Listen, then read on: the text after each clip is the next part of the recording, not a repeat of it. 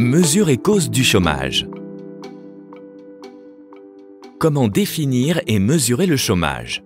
La mesure du chômage est complexe et sensible aux critères retenus. En France, par exemple, l'INSEE et Pôle emploi n'ont pas les mêmes critères de mesure.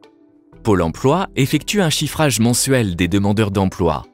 Est ainsi considéré comme chômeur un actif inscrit à Pôle emploi qui effectue des recherches actives et qui n'a exercé aucune activité dans le mois écoulé.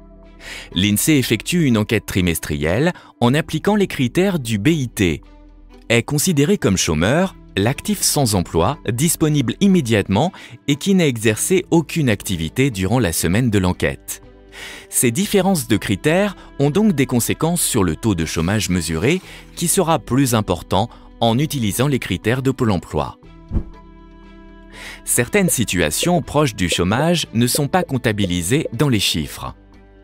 En effet, dans la population active, certains actifs occupés souhaiteraient travailler plus, mais ne le peuvent pas, soit parce qu'ils ont un emploi à temps partiel contraint, soit parce qu'ils sont au chômage partiel.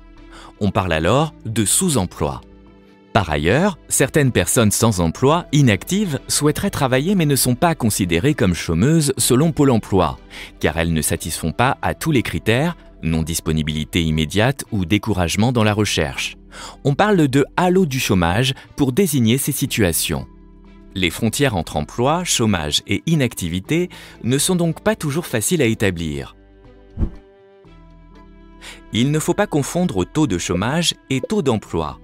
Le taux de chômage, exprimé en pourcentage, mesure la part des actifs inoccupés, les chômeurs, dans la population active totale. Le taux d'emploi, lui aussi exprimé en pourcentage, permet de donner une indication du potentiel productif d'un pays en mesurant la part des actifs occupés dans la population en âge de travailler. Un taux de chômage faible doit être nuancé si l'on fait le constat d'un faible taux d'emploi, expression d'une mauvaise utilisation du potentiel productif. Quelles sont les causes conjoncturelles du chômage?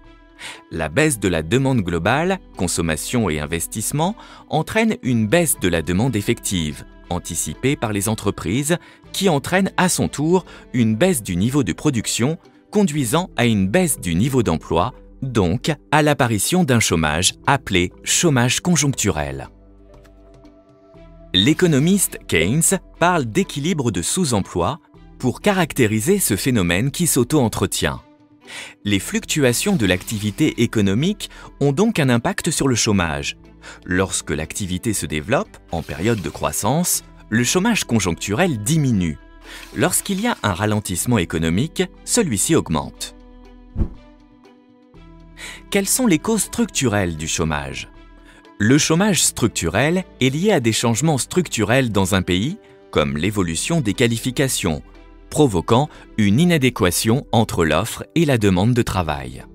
Le marché du travail est tout d'abord caractérisé par des difficultés d'ajustement entre l'offre et la demande de travail. La qualification des actifs ne correspond pas toujours aux besoins des entreprises. Certains chômeurs ne peuvent donc pas être embauchés. Par ailleurs, les travailleurs ne sont pas toujours suffisamment mobiles, ce qui les empêche d'occuper certains emplois vacants. On parle alors d'inadéquation spatiale entre l'offre et la demande de travail. Le chômage structurel peut également être lié à d'autres phénomènes. L'existence d'institutions peut perturber le fonctionnement du marché du travail et générer du chômage.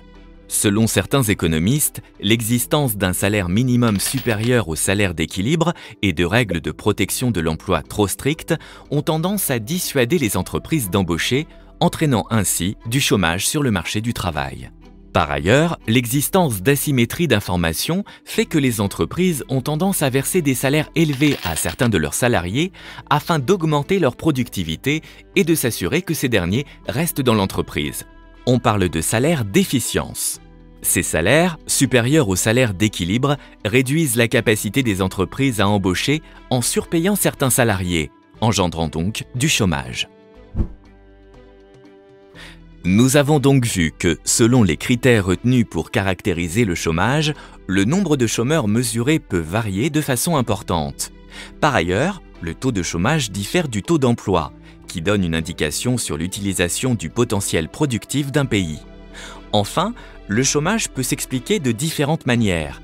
Il peut être conjoncturel, lié aux fluctuations de l'activité économique, ou structurel, lié à une inadéquation entre l'offre et la demande de travail.